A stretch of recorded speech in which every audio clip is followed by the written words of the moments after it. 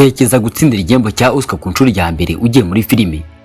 Iyi ntabwo ari inkuru y'umugore watsindiye igihembo cya Oscar gusa, ni inkuru yo gushimagizwa no kwemerwa nyuma yo kwangwa. Ni inkuru y'umugore wanze kurizwamo n'amagambo y'abamucaga intege agera kure cyane. Uwo nta wundi ni Lupita Nyong'o.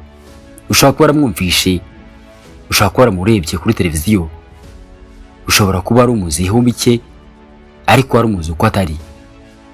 Witekeza ko umuzi bihagije, urugendo rwe ntabwo rumeze nk'uko ubitekereza. Nitwa Nsengiyumva Olivier, iyi ni Isoko y'Ubuvumbuzi. Bahaye ikaze. Mbere ya Oscar, mbere ya Hollywood, mbere y'uko isi yose imenya izina rye, Lupita Nyong'o yari umukobwa muto wakuriye Nairobi muri Kenya.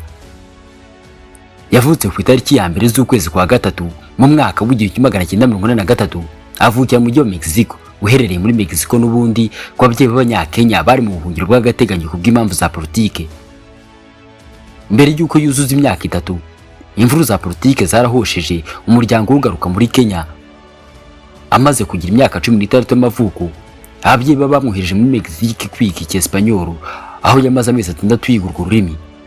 Ibi byaramufashe mu rugendo rw'ubuzima kubera yuko azi indimi zirenga 3 zirimo Icyesipanyol, Icyongereza n'izindi. Ubuzima bwe bwatangiriye hagati y'imipaka, hagati y'umuco, hagati y'icyo ari cyo. Lupita Nyong'o yari umunyapolitiki ukomeye muri Kenya. Yahoze ari umusenateri, nyuma aza kuba guverineri. Nubwo Lupita yakomokaga mu muryango ukomeye, kugeza aho ageze uyu munsi yarabivunikiye bihambaye. Akiri muto yakundaga ibijyanye n'ikinamico. Mu ndoto ze yumvaga ashaka kuzaba icyo ashaka cyose. Gusa muri iyo myaka hari urugamba arimo arwana bucece.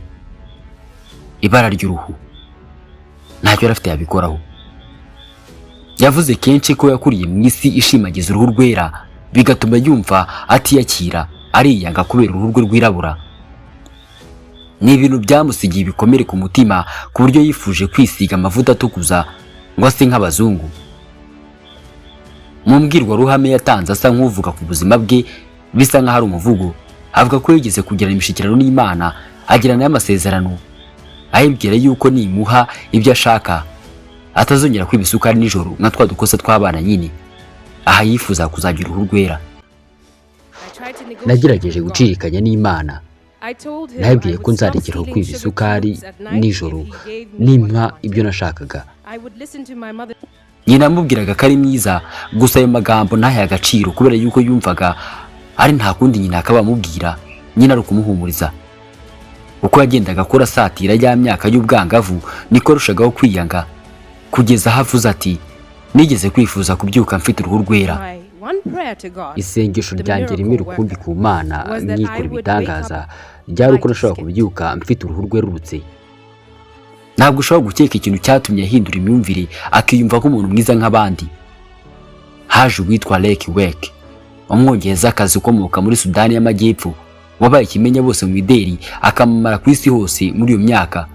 Abanyamakuru bo hirya no hino bamubwiraga yuko ari mwiza bihebuje. Ntiyarushaga Lupita Nyong'o ubwamamare gusa, yaramurushaga kuba igikara gitsindagiye. Aha niho rero Lupita yahise atangira kumva ko n'abantu b'ibikara bashobora kuba beza, ko kuba igikara atari inenge, ko ahubwo ari ubwiza n'amahirwe mu gihe uyakoresheje neza. Gahoro gahoro yagiye yiyakira uko urugendo rwe rw'ubusitari rwajyaga mbere.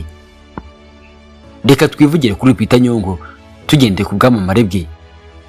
Lupita ntiyisanze mu byamamare atabigambiriye, yarabivunikiye arabiharanira. Yimukiye muri Leta Zunze Ubumwe za Amerika, yize ibirebana no gukina filime y'ikinamico. Yakoreye inyuma ya kamera, aba umwe mu batunganya filime. Hanyuma y'ibyo byose yemerwa kwiga muri Yale School of Drama, ishuri rikomeye cyane mu bijyanye n'ikinamico muri Leta Zunze Ubumwe za Amerika. Yari umuhanga koko, ariko no muri Yale gushidikanya ko aramukurikiranye. Muri kaminuza yisanze ari umugore w'umwirabura wenyine wabibarizwagamo, mu gihe abandi bose bari abazungu. Maze akirangiza kwiga, ubuzima burahinduka. Mu mwaka wa 2013 Lupita yabonye umwanya we wa mbere muri filime ndende, umwanya buhinduye paje y'ubuzima bwe.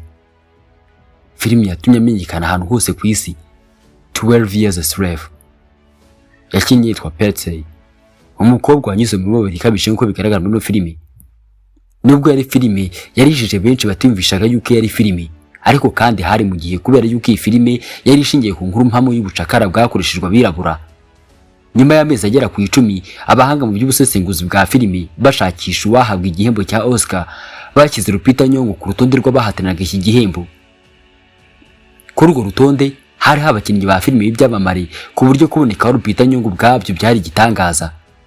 Hariho Sally Hawkins wakinnye filime yitwa Blue Jasmine yakizwe hanze mu mwaka wa 2013, ikaba ari muri filime yamukize kuri uyu mwanya wo kuba nomine.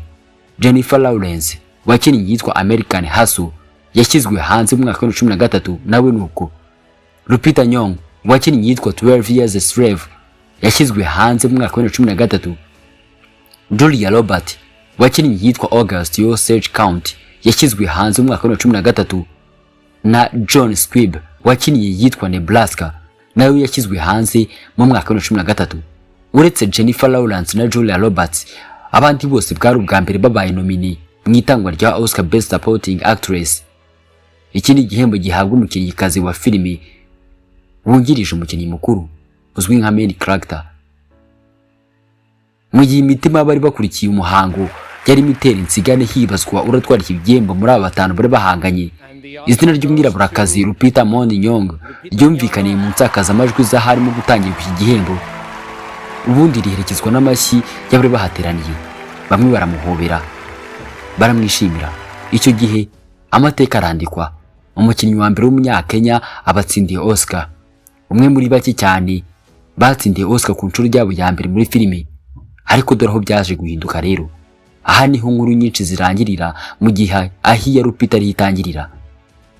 Ushaka gutekereza yuko Oscar yahise ifungura imiryango ye, yahise mutumbagiza, ariko nyamara agifite urundi rugendo rukomeye. Nyuma yo gutsinda, Lupita Nyong'o yahawe imyanya ikomeye, ariko yose yibanda ku nsanganyamatsiko zimwe: kuba umucakara, gukina hohoterwa, kuba umugore w'umunyafurika ubabaye. Ibyo Lupita Nyong'o yarabyanze. Nubwo Hollywood yamaze gufata icyemezo cy'uwo yemereye kuba we yababwiye yuko afite andi mahitamo, arabahakanira. Yanze imyanya, yanze amafaranga, yahisemo kwihangana no kwemera kwangiza isura ye. Byari ibyago, ariko nyamara byahinduye amateka ye. Hanyuma yaje kugaragara muri filime y'igitangaza nayo yaciye ibintu hano ku isi yitwa Black Panther. Ni filime yakinnyemo yitwa Nakia. Ntiyari igitambo, ntiyari intege nke, ntiyari intenge, yari umunyambaraga, umuhanga, udatinya. Filime ihinduka igitangaza ku isi yose. Lupita Nyong'o abintero, ahinduka ikimenyetso. Yaje gukurikizaho n'indi yitwa Az, yerekana yuko ashoboye kuyobora filime wenyine. Star Wars yinjira muri filime z'isi yose. Ikinamico cya Broadway, amajwi muri filime ntiharakiri kubaho uko Hollywood mushaka, yarimo habaho uko abishaka ubwe. Ngaho kwigenga kwe kwatangiriye. Gusa hari ibintu bitagenda neza ku bijyanye na Lupita Nyong'o. Nubwo yamamaye cyane, Lupita akunda kubika ubuzima bwe bwite, kandi no mu gihe yarakunze, yarababaye bihagije. Kugeza uyu munsi Lupita Nyong'o afite imyaka 42, azuza imyaka 43 ku itariki ya mbere z'ukwezi kwa gatatu muri uyu mwaka wa 2026. Nta mwana, nta mugabo. Kuri ubu ngubu ni umuseribatera. Lupita Nyong'o ariko nubwo nta mwana agira, avuga yuko yishimira kumarana igihe kinini ateruye abana b'abaturanyi bari gukina. Lupita Nyong'o ni umukobwa uca bugufi, ni umukobwa utiyemera, ni umukobwa utishyira hejuru. Arafana, yakunze arakungahaza. Mu muziki umuhanzi afana ni John Legend, ariko yabanje gukunda uwitwa Admiral T nk'umuririmbyi mwiza kuri we. Lupita Nyong'o ni urugero rwiza rw'uko umuntu ashobora kuva ahantu habi akagera heza. Uyu munsi umutungo wa Lupita Nyong'o ubarirwa hafi miliyoni 10 z'amadolari, ariko ubutunzi bwe bwa nyabwo yishimira ni ubwigenge, ni amahitamo, n'ubwinyagamburiro.